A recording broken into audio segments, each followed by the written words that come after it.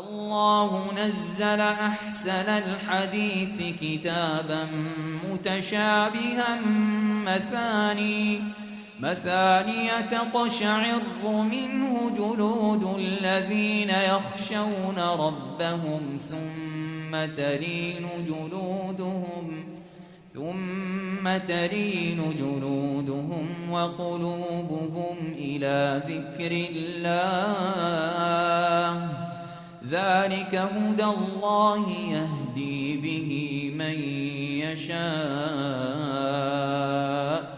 ومن يضلل الله فما له من هاد. الحمد لله رب العالمين والعاقبة للمتقين والصلاة والسلام على سيد الأنبياء والمرسلين نبينا محمد وعلى آله وصحبه أجمعين. أما بعد، فإن خير الحديث كتاب الله وخير الهدي هدي محمد صلى الله عليه وسلم وشر الأمور محدثاتها وكل محدثة بدعة وكل بدعة ضلالة وكل ضلالة في النار. أعوذ بالله من الشيطان الرجيم. ولله الأسماء الحسنى فادعوه بها. ډیرو قدرمنو مشرانو کشرانو مسلمانانو ورونو، السلام علیکم ورحمت الله وبرکاتہ. د دې درس او حلقه عنوان دی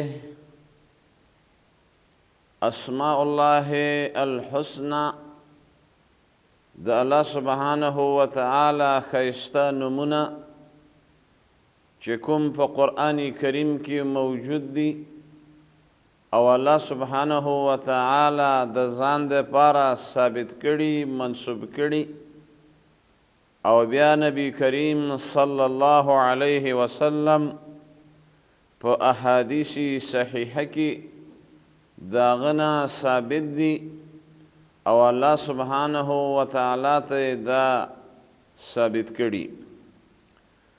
لکه مخکې درسونو کې تیر شول چې د الله سبحانه وتعالى هر نوم هغه ښایسته نوم دی، د حسن و جمال نه ډک دی، ځکه الله سبحانه وتعالى جمیل ذات دی. ان الله جمیل ويحب الجمال. الله ښایسته دی، نومونه هم ښایسته دي، د حسن و جمال نه ډک نومونه دي. د دې وجې نه دا هغه نومونه دي د الله سبحانه وتعالى چې قرآن کریم کې د دې نومونو ذکر دی. د دې معرفت او پیژندګلوی دا د الله سبحانه وتعالى د ذات سره تعلق سوا کوي. الله سبحانه وتعالى معرفت پې زیاتیږي. نو ځکه الله سبحانه وتعالى په دې آیت کریمه کې فرمایلی دي چې خاص الله سبحانه وتعالى لره ښایسته نومونه دي او په دې نومونو تاسو هغه راوبلئ، هغه ته تاسو زاری وکئ، د هغه نه تاسو خپل حاجتونه او خپل هغه ارزوګانې، تمناوې او غوښتنې هغه پې وکئ. د دې وجې نه بهترینه وسیله د الله سبحانه وتعالى دپاره هغه نومونه او صفتونه دي. نو ځکه امام ابو حنیفه رحمه الله هغه داسې یو ښکلې خبره کړې ده، او دا خبره شیخ الاسلام ابن تیمیه رحمه الله او علامه ابن القیم رحمه الله دې ټولو په خپلو کتابونو کې نقل کړې ده. هغه وایي چې لا ینبغي لاحد أن يدعو الله إلا به أي بأسمائه وصفاته. مناسب ندا لایق ندا د مؤمن او مسلمان د پاره چې دی الله سبحانه و تعالی ته لاسونه اوچت کړي او الله ته وسیلې پیش کړي منګ رم دغه په ښایسته نومونو او صفتونو. د دې وجې نه قدرمنو عزیزانو د الله سبحانه و تعالی هر نوم هغه له وسیله کول او په هغه باندې حاجتونه غوښتل دا مطلوب دی او دا د الله سبحانه و تعالی دپاره بهترینه وسیله ده. نو ځکه که یو سړی خپل حاجت غواړي دعا کوي لاسونه یې اوچت کړي نو د دې ووایي چې یا رحمان یا رحیم ارحمني، ای هغه ذاته چې ته ډېر مهربان یې او نهایت رحم والا په ما رحم وکا. یا حی یا قیوم یا ذا الجلال والاکرام انی اسألک العفو والعافیه والمعافات. یا الله هغه ذات چې ته همیشه ژوندی قایم یې او د کرم خاوند یې، ته زما دپاره عافیت او معافات او سلامتی راکا. نو ځکه قرآن کریم کې چې کله موږ او تاسو په دې رابطه باندې آیتونه وګورو د الله سبحانه و تعالی دپاره ښایسته نومونه دي، ښایسته صفتونه دي. لکه فرمایلی دي هو الله الذي لا اله الا هو الرحمن الرحيم الملك القدوس السلام المؤمن المهيمن العزيز الجبار المتكبر الخالق البارئ المصور الأول الآخر الظاهر الباطن.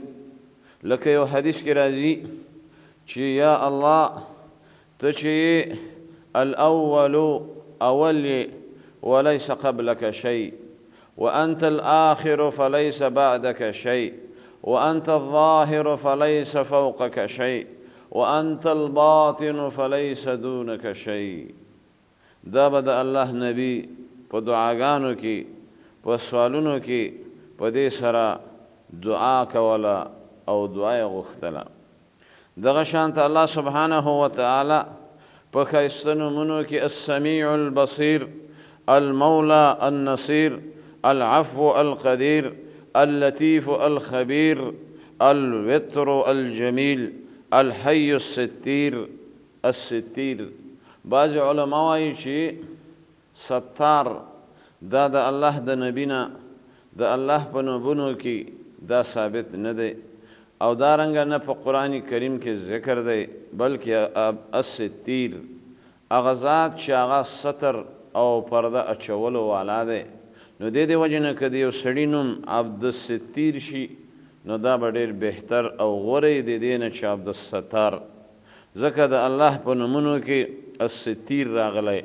الستیر الکبیر المتعال الواحد القهار الحق المبين القوي المتين الحي القيوم العلي العظيم الشكور الحليم الواسع العليم التواب الحكيم الغني الكريم الأحد الصمد القريب المجيب الغفور الودود الولي الحميد الحفيظ المجيد الفتاح الشهيد المقدم المؤخر المليك المقتدر المسعر القابض الباسط الرازق القاهر الديان الشاكر المنان القادر الخلاق المالك الرزاق الوكيل الرقيب المحسن الحسيب الشافي الرفيق المعطي المقيت السيد الطيب الحكم الأكرم البر الغفار الرؤوف الوهاب الجواد الصبوح الوارث الرب الأعلى الإله. دې وجنا دا د الله سبحانه وتعالی ښایسته نومونه دي. علماء کرام، محدثینو، مفسرینو او محققینو د هغه دپاره ذکر کړي دي او په کتابونو کې هغه موجود دي. تر دې یو سړی دی ځان ته نوم ږدي عبدالاله، دا بالکل صحیح دی، یا عبدالاعلی، دا بالکل صحیح دی. ځکه موږ او تاسو په سجده کې چې کله تسبیحات وایو سبحان ربی الاعلی، پاکی ده هغه ذات لره چې هغه زما رب دی، هغه ذات لره هغه ډېر اوچت دی، ذات د الله اوچت دی، بره د اسمانونو د هغه په عرش باندې استوا ده. نو دې وجې نه د الله سبحانه وتعالی په نومونو کې، په صفتونو کې دا نوم شته، الاعلی، الاله. نو دا هغه نومونه دي چې الله سبحانه وتعالی دپاره ثابت دي. دې وجې نه که یو سړی خپل بچیو ته نومونه ږدي، ښایسته نوم دې کیږي، ځکه د دې نوم اثر وي په مسما کې. نو ځکه یو سړی دی بچی پیدا شو، نوم دې ورته کیږي. حدیث کې راځي احب الاسماء الی الله سبحانه وتعالی عبدالله و عبدالرحمن. الله سبحانه وتعالی ته محبوب نوم، خوښ نوم، مختار او برگزیده نوم هغه عبدالله دی، بیا عبدالرحمن دی. نو دې وجې نه کله چې په بچي باندې ښایسته نوم کېدی، نو د هغه نوم اثر وي په ده کې خامخا. په یو روایت کې راځي او دا علامه ابن القیم رحمه الله په خپل کتاب زاد المعاد کې دا ذکر کړی. و عمر رضی الله تعالی عنه د چا نه تپوس وکړه، پوښتنه یې وکړه چې څه د نوم دی؟ و هغه ورته ویلې چې لظا، دا د جهنم دغه نومونو د طبقو نه یو نوم دی. وایي چېرته د پلار نوم دې څه دی؟ وایي حطمه. وایي چېرته اوسېږي؟ وایي هاویه. دا ټول نومونه د دوزخ د صفتونو او نومونو هغه القاب دي، مسمیات دي. عمر رضی الله تعالی عنه هغه ورته په غصه شو او ورته ویلې چې ځه ته م ور، پلار دې م ور، ځای دې م ور، وسوځېږئ. وایي بیا چې کله دی کور ته رسېده، کور یې سوی و. نو ځکه د نوم خامخا اثر وي په شخصیت کې. یو سړی دی نوم پې کېده صالح، چې هغه معنا د نیکعمله، یا صالح یا صالح. نو هغه چې د خپل نوم ته م ګوري، د خپل نوم نه م شرمېږي، ښه کارونه کوي، بد کارونه نه کوي. یا یو سړی دی هغه ته نوم کېده بدمعاش، ای بدماشه. نو هغه که بدماش نه وي نو ایسته بدماشي شروع کړي. نو دې وجې نه قدرمنو عزیزانو په نومونو کې ډېر اثر وي. دا نومونه دا په منزله د قالب دي. په قالب کې چې ته خښته واچوې نو هغه خښته به وځي چې هغه تا په قالب کې اچولی وي. نو د اولاد او د بچو د حقوقو نه یو حق هغه دا دی چې ته یو ښایسته او غوره نوم هغه ته انتخاب کړي. او دا بهترین نوم په نومونو کې هغه نومونه دي چې هغه الله سبحانه وتعالی نومونو ته منسوب وي. لکه مخکې ما د هغه نومونه هغه ذکر کړه، لکه علماء کرامو په خپلو کتابونو کې هغه ذکر کړي دي. د مثال په طور نوم کې د عبدالسلام، عبدالغنی، عبدالکریم، عبدالاحد، عبدالصمد، عبدالشکور، عبدالحلیم، عبدالمنان، عبدالوارث، دا الله ته منسوب نومونه.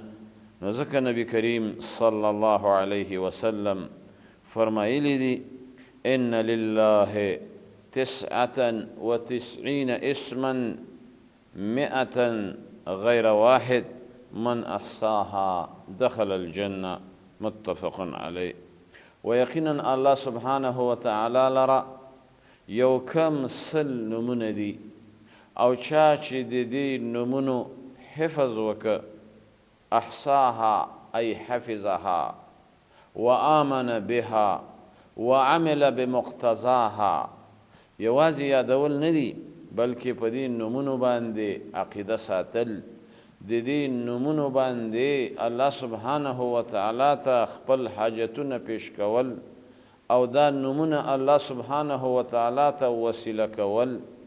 نو دا د دې حدیث مطلب او معنا ده.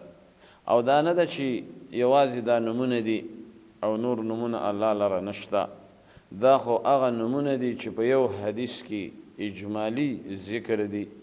نور په احادیثو کې په سنت کې د الله سبحانه وتعالی دپاره داسې نومونه شته، صفتونه شته چې هغه د ځان دپاره ثابت کړي او موږ هم ثابتوو. نو دې وجې نه دا بعضې مصاحفو کې یا بعضې د قرآن کریم په نسخو کې په دې ابتدا کې دا یو کم سل نومونه هغه ذکر کړي د الله دپاره، او بیا د قرآن کریم په آخر کې د نبی کریم صلی الله علیه وسلم یو کم سل نومونه ذکر کړي.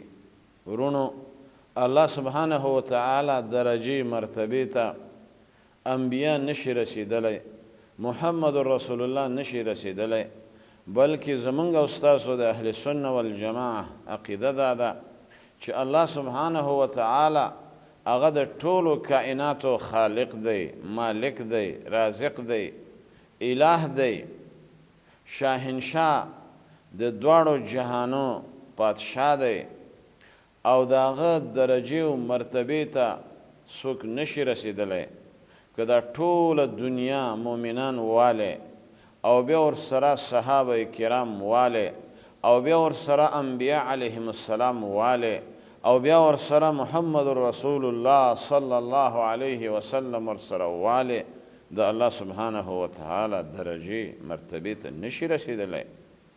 دا زمونږ د اسلام عقیده ده. نو ته راوالې پیغمبر هغه د الله سره په دې نومونو کې او په دې عهدت کې هغه ته مساوي کوي.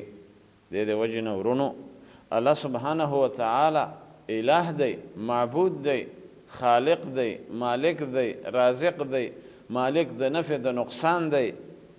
نو دا مخلوقات هغه ته نشي رسیدلی.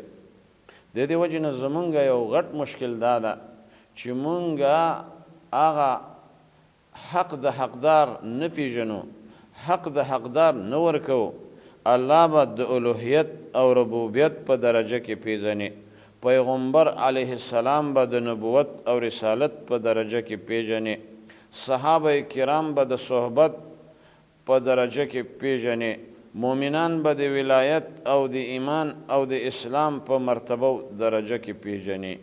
ځکه انبیا علیهم السلام هغه چې دي معصوم دي، هغو نه ګناهونه نه کیږي، نه صغایر نه کبائر، نه قبل النبوه نه بعد النبوه علی القول الراجح.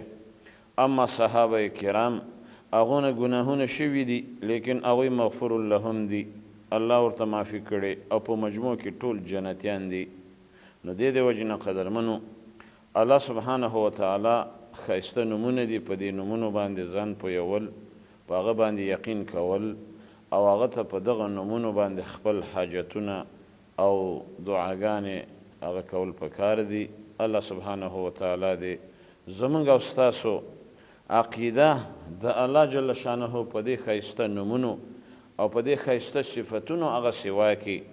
نو ځکه الله سبحانه وتعالی دا نومونه چې تا هغه وپېژندله، په دې نومونو دې یقین وکړه او دا نومونه دې هغه له وسیله کړه، نو الله سبحانه وتعالی به ستا ایمان هغه زیات کی، ایمان به دې قوي کی، ایمان به دې مضبوط کی او خپل حاجتونه به دې هغه پوره شي. نو ځکه یو حدیث کې راځي چې الله سبحانه وتعالی اسمان د دنیا ته راکوزیږي ثلث اللیل الاخیر په درېیمه حصه د شپې کې، آواز کوي خپله څوک شته یدعونني چې مانه څه حاجت وغواړي، یسألونني او زمانه څه سوال وکړي او زمانه څه هغه حاجت پوره کړي. نو الله سبحانه وتعالی وایي چې زه قبلوم سوال د سوال کوونکي، زه ورکوم حاجت د حاجت غوښتونکي، زه قبلوم دعا د دعا غوښتونکي. نو دا څومره لویه خبره ده. افسوس په هغه خلکو چې هغه په داسې اوږدو شپو کې نه پاسیږي او نه الله ته ودرېږي او نه الله نه سوال کوي. الله سبحانه وتعالی دې موږ او تاسو ته د قیام اللیل او تهجد کولو توفیق نصیب کړي او الله دې په دې نومونو او صفتونو زمونږ او ستاسو عقیده هغه مضبوطه کړي. وآخر دعوانا أن الحمد لله رب العالمين. الله نزل أحسن الحديث كتابا متشابها مثاني تقشعر منه جلود الذين يخشون ربهم ثم تلين جلودهم وقلوبهم إلى ذكر الله ذلك هدى الله يهدي به من يشاء ومن يضلل الله فما له